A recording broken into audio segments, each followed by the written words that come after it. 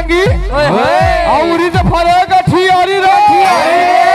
और उसके बाजा बजा मेरे बजा लिया कि झूमर जाए मोटी यारी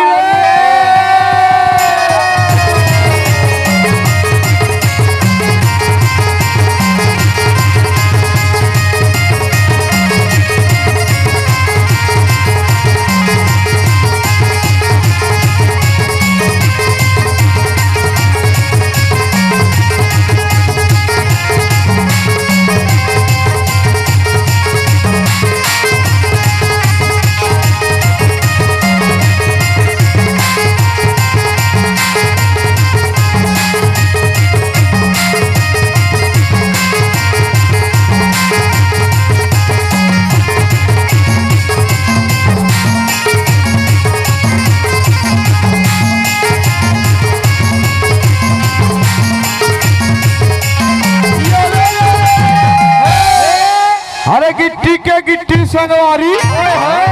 और पत्थर कल किथे गिट्टी का और उसके बाजा बजा मेरे बजनिया कि मड़वा पहुंचा हूँ चिट्ठी का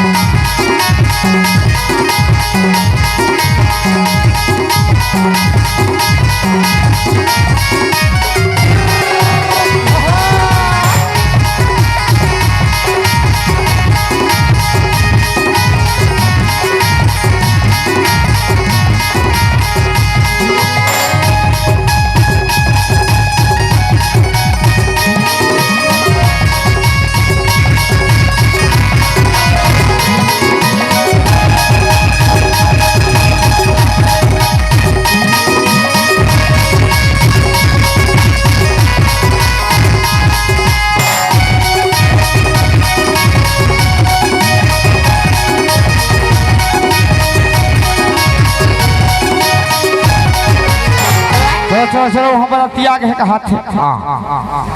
बराती आगे है पाती आ है कि बता थे नरेश भैया आज सभी बताए कैसे जी अरे अभी नाश्ता बांट के आओ कहा थे बराती आगे बड़ा ताजुब है बराती आगे है कैसे तो चलो चलो चलो अपने पर घाल लग अरे चलो ए बाजा वाले चलो वहाँ बराती आगे है कैसे पर गाना है अरे चल ना रे तेरे कहाँ के खेखर अरे चलना खेखर वहाँ बराती आगे है कहाँ है रे वहाँ दिखा तरी खड़े है बरतिया वहाँ तरी खड़े है बरतिया की तरी खड़े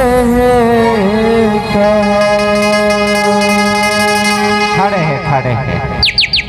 चलो रबले पर खावा अरे बाजा वाले हो चलो बजाओ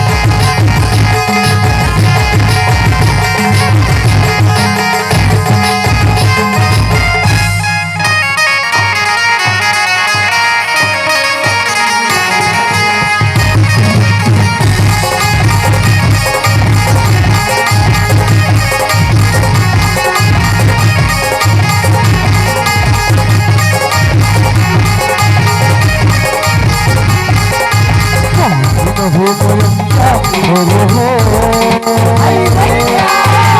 मोरनिया हो रे हो मैं करूँगा भाग मर जाऊँगा मैं करूँगा भाग मर जाऊँगा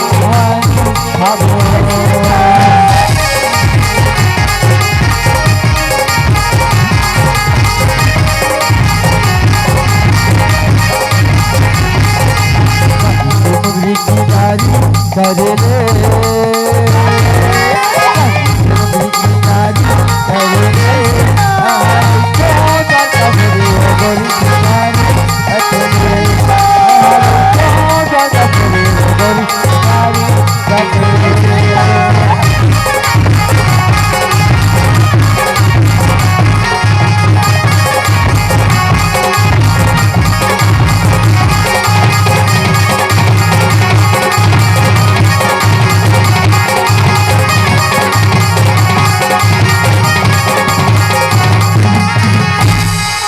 चलो चलो चलो चलो रबले भवन ला पारो और टिका वाला